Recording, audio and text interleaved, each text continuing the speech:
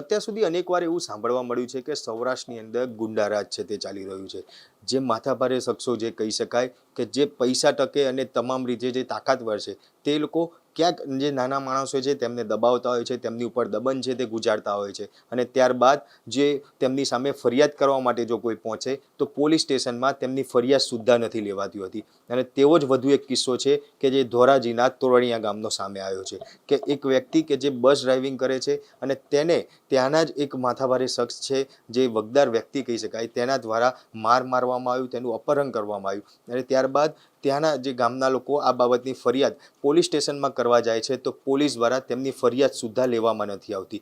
આખી ઘટના શું હતી, કઈ રીતે આખી ઘટના સર્જાઈ હતી, કેટલા સમય પહેલાંની આ વાત હતી, તેના માટે આપણી જોડે વાત કરવા માટે વિવેકભાઈ જોડાયા છે કે જેમને આખી ઘટના જોયેલી છે, જે બાબતે પોલીસ સ્ટેશનથી લઈને ઉચ્ચ પોલીસ અધિકારીઓ સુધીની આ રજૂઆત કરવા માટે પણ ગયા હતા. તેમની જોડે આપણે સીધી વાત કરીશું. વિવેકભાઈ, આખી ઘટના શું ઘટી હતી, ક્યારે આ ઘટના બનેલી છે? 2 તારીખે રાત્રિના 11 સાડા 11 ની આસપાસ ભાવેશભાઈ બાબરીયા નામના શખ્સ આવે છે, જે તાલુકા પંચાયતના સભ્ય, એની 4 વ્હીલર લઈને આવ્યા. ત્યારે અમે વેલનાથ બાપુના મંદિર પાસે બેઠા હતા. ત્યાંથી આવીને તે પાછા પરબડી બાજુ જાય છે. પરબડીથી એક વ્યક્તિને બેસાડીને લઈ આવે છે. તે પછી એક 2 વ્હીલર આવે છે, એમાં પણ 2 વ્યક્તિઓ આવે છે. પાછું એક 2 વ્હીલર આવે છે, એમાં પણ એક વ્યક્તિ આવે. આવી રીતના 5 જણા ભેરા થાય છે. પછી જે મહેમાન છે એની ઘરની આજુબાજુમાં એ આટા મારવા લાગે છે ને આટા મારીને પછી દરવાજો ઠપઠપાવે છે. ત્યારે મહેમાન કોણ છે? આ મહેમાન છે પ્રકાશભાઈ, એ અમારા ગામના જમાય છે. અને એનો દરવાજો ઠપઠપાવે છે. ત્યારે અંદરથી કોઈ દરવાજો ખોલતું નથી. બહુ ઠપઠપાવ્યા બાદ આ બહાર ઊભેલા વ્યક્તિઓ બધા એમ કહે છે કે અમે ધોરાજી પોલીસ છીએ, એમ કહીને દરવાજો ખોલાવે છે. ત્યારે ડરીને અંદર બેઠેલા માણસો દરવાજો ખોલે છે, જે કે એના પત્ની હતા ગીતાબેન. દરવાજો ખોલતા જ ભાવેશભાઈ અંદર ઘરી જાય છે ને મહેમાનને મારતા મારતા બહાર કાઢી આવે છે. ત્યારબાદ એને મારતા મારતા પાસે ગરબી ચોક છે ત્યાં લઈ જાય છે. ત્યાં લઈ જઈને ઢોરમાર મારવામાં આવે છે. પછી લાકડીએ પણ મારવામાં આવે છે. ત્યાંથી મારીને અંદાજે ગાડીમાં બેહાડીને 2 કિલોમીટર દૂર લઈ જવામાં આવે છે. ત્યાં પણ એને ખૂબ મારવામાં આવે છે. આ ઘટના બની ત્યારબાદ જે ભાઈને મારવામાં આવ્યો છે એ ભાઈ અત્યારે ક્યાં છે? પોલીસ સ્ટેશન આપ લોકો ગયા હતા, પોલીસ દ્વારા શું કહેવામાં આવ્યું? પોલીસ દ્વારા એવું કહેવામાં આવે છે કે તમે વિક્ટિમને લઈ આવો. અમે તો અમારા ગામમાં જે ગુનો થયો છે એની જાણ કરી છે. અમે વિક્ટિમ થોડા ગોતી. એ ભાઈ ક્યાં છે અત્યારે? એવું કોઈ ખબર છે ખરી ક્યાં છે કે શું છે? અને આ ઘટના બનવા પાછળનું કારણ શું અત્યાર સુધીમાં સામે આવ્યું છે?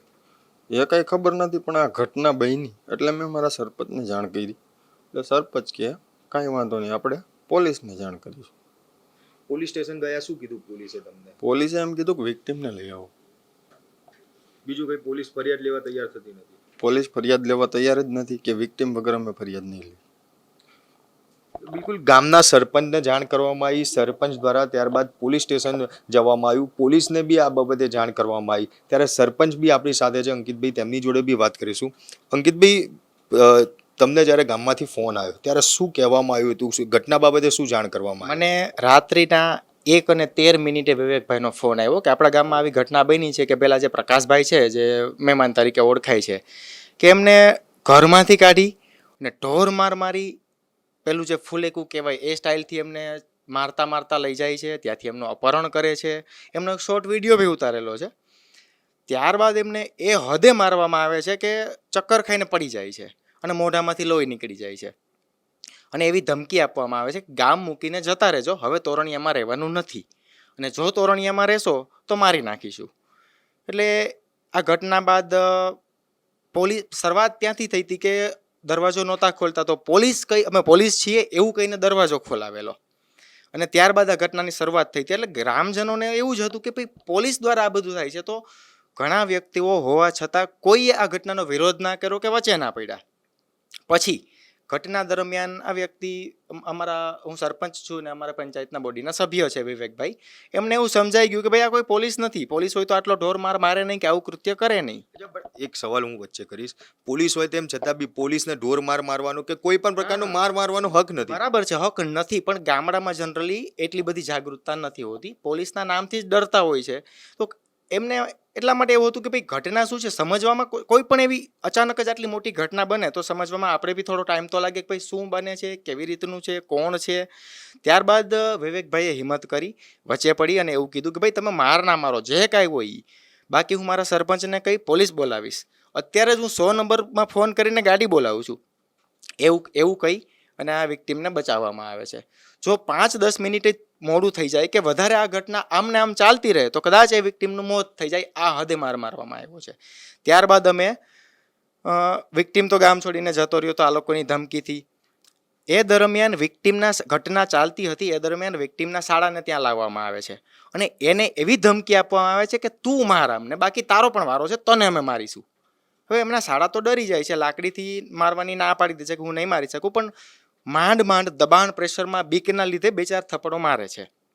પછી એમને એવું ડરાવવામાં આવે છે કે હવે તે માર માર્યો છે, જો તું ફરિયાદ કરીશ તો તુંય ગુનેગાર છો અને અમારી સાથે તારું નામ આવશે, એટલે ફરિયાદ તો ભૂલી જ જજે અને હું કોણ છું, મારી વગ ક્યાં સુધી છે, ઓળખે તો છે ને, આવું કહી અને ડરનું સામ્રાજ્ય ઊભું કરવામાં આવે છે. કહેવાય કે ગુંડાગીરીનો તો ચરમસીમા વટાવી જાય છે કે આટલી હદે ગુંડાગીરી. એક હું ઉદાહરણ આપું કે એક નાનકડું ઉંદર પોતાના દરમાં ઘૂસી જાય ને પછી એ પણ સેફ હોય છે, તો મારા ગામના નાગરિક પોતાના ઘરમાંય સેફ નથી. આટલી ગુંડાગીરી થાય છે. અમે એ ઘટનાનો વિડીયો તથા આરોપી ફરિયાદીના પિતા સાથે એવી વાત કરે છે ઘટના અંગેની, એમાં પોતે સ્વીકારે છે કે હા મેં માર માર્યો છે અને અમે ઉપાડી ગયા હતા. આ બધા ઓડિયો વિડીયો અમે ત્યાં પોલીસને બતાવીએ છીએ, સંભળાવીએ છીએ, આખી ઘટના સમજાવીએ છીએ. 5 વાગ્યાના ત્યાં પોલીસ સ્ટેશને બેઠા હતા, 7:45 વાગ્યા સુધી આ બધું ચાલે છે. એક અધિકારી આવે છે, કહે છે કે ઉપાડી આવો ભાવેશભાઈને, ગુનો કર્યો છે, આમ છે તેમ છે. એટલે હું કહું છું ભાઈ મારે એમની સાથે અહીંયા બેસીને સમજાવટ નથી કરવાની, આ કોઈ મીડિયેશન સેન્ટર નથી, હું ફરિયાદ દાખલ કરવા આવ્યો છું ને તમારી ફરજ છે કે ફરિયાદ નહોતો. ત્યારબાદ પછી અવારનવાર બાના આ ધોરાજી પોલીસ સ્ટેશનની સિસ્ટમ છે કે કોઈ ફરિયાદી ફરિયાદ કરવા જાય એટલે આરોપીને સીધા બોલાવી લેવામાં આવે છે ને જાણે આરોપીને પૂછીને ના ફરિયાદ દાખલ કરવાની, ભાઈ તમે ગુનો કરો છો, આજ સુધી ક્યાં આરોપી એવું કીધું કે મેં ગુનો કર્યો છે. પછી એવું પ્રેશર કરવામાં આવે છે કે આ આરોપી એવું કહે છે કે તમારી વિરુદ્ધ બી ફરિયાદ થશે ને તમે એમને કંઈ કર્યું છે. એટલે આવું બીવડાવવા માટે પહેલાં હજી કોઈ ઘટના નોંધાણી જ નથી, કંઈ થયું જ નથી ને એવું કહે છે કે આરોપીને લઈ આવો. 3 કલાક સુધી ત્યાં બેસવા છતાંય ન કોઈ આરોપીને લાવવામાં આવે છે કે ન તો અમારી ફરિયાદ નોંધવામાં આવે છે, તો આરોપીને લઈ આવવાની આવી વાતોનો શું મતલબ? આવું કાંઈક ને કાંઈક બહાના કાઢી અમારી ફરિયાદ નોંધવામાં નથી આવતી ને અમને એવું કહેવામાં આવે છે કે વિક્ટીમ ક્યાં છે. હવે અમને શું ખબર વિક્ટીમ ક્યાં છે? અમે જે જોયું છે ફર્સ્ટ ઇન્ફોર્મેશન રિપોર્ટ FIR કે અમે જે પહેલી નજરે જે જોયું છે એમનો અમે રિપોર્ટ કરીએ છીએ. પછી પોલીસે રિપોર્ટ તૈયાર કરવાનો હોય છે, સેકન્ડ ઇન્ફોર્મેશન રિપોર્ટ, જે તપાસ દરમિયાન મળે છે, જે કોર્ટમાં રજૂ કરે છે કે હકીકતે ઘટના આવી રીતની હતી અને ત્યારબાદ કોર્ટ એમનો ન્યાય આપે છે. અમારું કામ થોડીનું છે કે વિક્ટીમને અમે લાવીએ. આવું એન કેન પ્રકારે બહાના કાઢીને આટલી ગંભીર ફરિયાદ નોંધવામાં નથી આવતી. જે ભાવેશભાઈની વાત કરવામાં આવે છે, ભાવેશભાઈ કોણ છે? ભાવેશભાઈ કોંગ્રેસ પાર્ટી સાથે જોડાયેલા છે અને હાલ એમના પત્ની તાલુકા પંચાયતના સદસ્ય છે. કોઈ રાજકીય કોઈ ત્યાંના નેતાઓ એમનું પીઠબળ એમની સાથે હોય એવું કંઈ? હા, 100%. એ પોતે કે બી છે કે ઓળખે છે ને હું કેનો માણસ છું એમ, પણ પોતે કોઈનું નામ નથી આપતા. પણ આખા ધોરાજીને ખબર છે, મારે કંઈ નામ આપવાની જરૂરિયાત નથી, આખું ધોરાજી જાણે છે કે એમની બેઠક ઉઠક ક્યાં છે ને કોના માણસ છે. જો પોલીસને આપણે જે રીતે આપણે પોલીસ ઉપર બ્લેમ કરવામાં આવી રહ્યું છે કે ભાઈ એ ના બ્લેમ નહીં, મારી પાસે વિડીયો છે, પોલીસ ફરિયાદ લેતી જ નથી. હા, જે પ્રમાણે પોલીસ ફરિયાદ નથી રહેતી, ધોરાજી આખું જાણે છે કે કોના માણસ છે, પણ એ વ્યક્તિનું નામ શું છે, કોના એનું પીઠબળ છે કે જેના કારણે આજે ભાવેશભાઈ આટલા ગુંડાગીરી ઉપર ઉતરી આવ્યા છે, પોલીસ પણ તેને આટલો સપોર્ટ કરે છે, વિક્ટીમની ફરિયાદ લેવા માટે તૈયાર નથી. ગુંડાગીરી તો એટલી હદે છે કે આટલી મોટી ઘટના બને છે, વિક્ટીમ પોતે ફરિયાદ કરવા રેડી નથી અને ગામ છોડીને જતો રહે છે. એમના પત્ની મને એવું કહે છે કે સરપંચ ગામમાં હવે મકાન બી વેચી નાખવું છે, જો કોઈ હોય તો બતાવજો. આ હદે ગુંડાગીરી છે, છતાંય પોલીસ ફરિયાદ નથી લેતી. ત્યારે હું પોલીસને કહું બી છું કે આ કોગ્નિઝેબલ ઓફેન્સ છે, મતલબ ગંભીર પ્રકારનો ગુનો છે.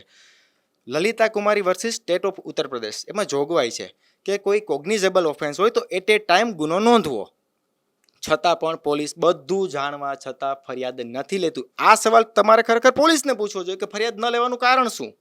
હકીકત તો એ જ જણાવશે કે અમારો તો અંદાજ છે કે આવું છે. હકીકતે ધોરાજી પોલીસે ધોરાજી તાલુકા પોલીસે ફરિયાદ શા માટે નથી નોંધી? અમે ડીવાયએસપી સાહેબને, એસપી સાહેબને, આઈજી સાહેબને ઓલરેડી અરજી આપેલી. ત્યાં અમે પહેલાં જ કીધેલું કે ધોરાજી આવું બધું થાય છે સાહેબ, એટલા માટે અમે અહીંયા આવીએ છીએ કે અમારી સાથે આવું કંઈ ન થાય. છતાં બી આવી ઘટના બને છે. ત્યારે ને ત્યારે હું ડીવાયએસપી કચેરીએ ફોન કરું છું, ફોન કોઈ રિસીવ નથી કરતું. 100 નંબરમાં ફોન કરીને કહું છું કે અહીંયા આવું બધું ચાલે છે, તો એ બી લોકો બહાના કાઢે છે કે અહીંયા તો આમ છે ને અમે તો આવું કરીએ. તો 100 નંબરની સુવિધા શા કામની? એસપી સાહેબને ફોન કરું છું તો એસપી સાહેબ એવું કહે છે કે કાલે ડીવાયએસપી સાહેબને જઈને મળી આવજો. આઈજી સાહેબની કચેરીમાં ફોન કરું છું તો ત્યાં બી ફોન રિસીવ નથી થતો. તો મને તો એ જ નથી સમજાતું કે આ પોલીસ તંત્ર આટલી મોટી ઘટનાઓ, આટલા ગંભીર ગુનાના આરોપીઓ બેફામ ફરે છે. એના એક જ દિવસ પહેલાં મને ધમકી આપેલી કે તું કાલે મને કહેજે કે તું છે ક્યાં.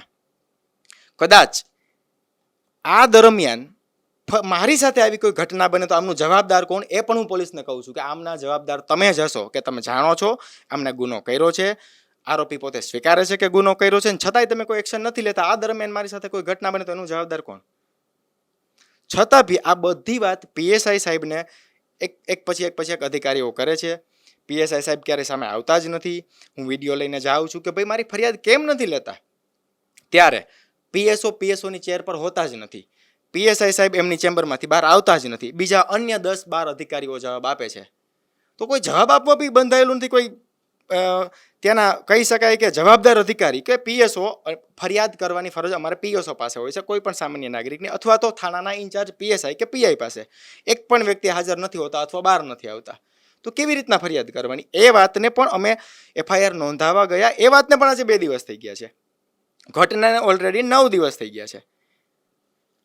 આ વાતને લઈને હવે હજી પણ જો ફરિયાદ તો નોંધાઈ નથી. ઉચ્ચ અધિકારીઓ સાથે બી તમે વાત કરવાનો પ્રયત્ન કર્યો છે, તે લોકોને એક અરજી પણ મોકલવામાં આવી છે, છતાં બી હજી આ ફરિયાદ નોંધાઈ નથી. તો હવે શું કરવા માંગો છો? ત્યારબાદ મેં હર્ષ સંઘવી સાહેબને આ બાબતે ફોન કરેલો. એક વખત તો ફોન રિસીવ નહોતો થયેલો, પણ બીજી વખત મારી બીજા દિવસે વાત થઈ. સાહેબે મને ઘટના વિશે પૂછ્યું કે ભાઈ શું છે, કેવી રીતનો આ તે, હું જોઈ લઉં છું, મને બધી ડિટેલ્સ આપો. મેં ડિટેલ્સ આપી. ત્યારબાદ મને તે જ દિવસે સાંજે, એટલે કે કાલે સાંજે 8:30 વાગે સંઘવી સાહેબનો ફરીથી કોલ પણ આવે છે. બહુ સારી વાત છે કે ગૃહમંત્રી ફરીથી મને કોલ કરે છે કે આમાં શું છે આ તે, અને મને આખી પેલી ઘટનાની વિગત ડિટેલ્સમાં મેલ કરવા માટે કહે છે. પણ છતાંય ફરિયાદ તો હજુ નોંધાણી જ નથી. પણ હા, એક બાબતે હું સંઘવી સાહેબનો આભાર માનીશ કે સામાન્ય નાગરિકને કોલ બેક કરે છે અને એમનું પૂછે છે, અમને એમના એક્શન લેવાશે એવી ખાતરી આપે છે. પણ હજુ કોઈ એક્શન લેવાના નથી. ખાતરી આપી પણ એક્શન તો નથી લેવા. હા, 100% ચોક્કસથી. હું હજી તમને અંકિતભાઈ ફરી એકવાર હજી સવાલ કરીશ, કારણ કે જે રીતે આખી ઘટના, આટલી મોટી ઘટના બની છે કે કહેવાય કે એક વ્યક્તિનો જીવ જાય ત્યાં સુધી એને મારવામાં આવ્યો છે, છતાં બી પોલીસ જે ભાવેશભાઈ વિરુદ્ધ ફરિયાદ લેવા તૈયાર નથી થતી. ભાવેશભાઈ કોની સાથે કામ કરે છે?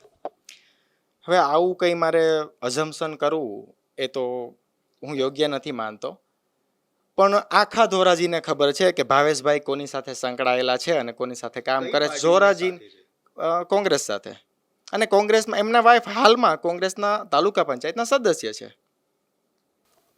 સવાલ તો એ છે કે હું સામાજિક આગેવાન છું, મતલબ સરપંચ છું, વકીલાત કરું છું, મતલબ થોડું કાયદાનું જ્ઞાન છે, છતાં પણ જો ફરિયાદ ના લેવાય, અને મેં તો પોલીસ સ્ટેશને પોલીસની સામે વિડીયો રાખીને સવાલો પૂછેલા છે, તો આમ જનતાએ ક્યારે એવું કરેલું છે, ક્યારે એવું કરી શકે?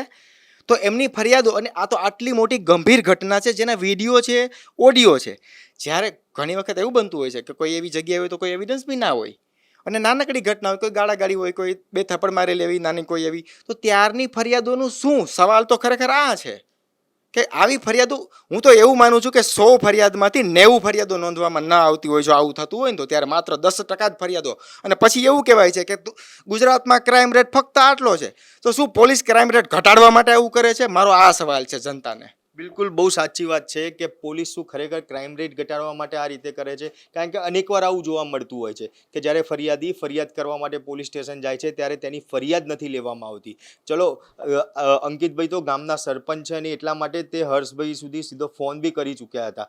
તેમ છતાં બી હજી સુધી આ ફરિયાદ તો નથી જ લેવાઈ. અને આવી અનેકવાર ધોરાજીમાં ઘટનાઓ બની છે.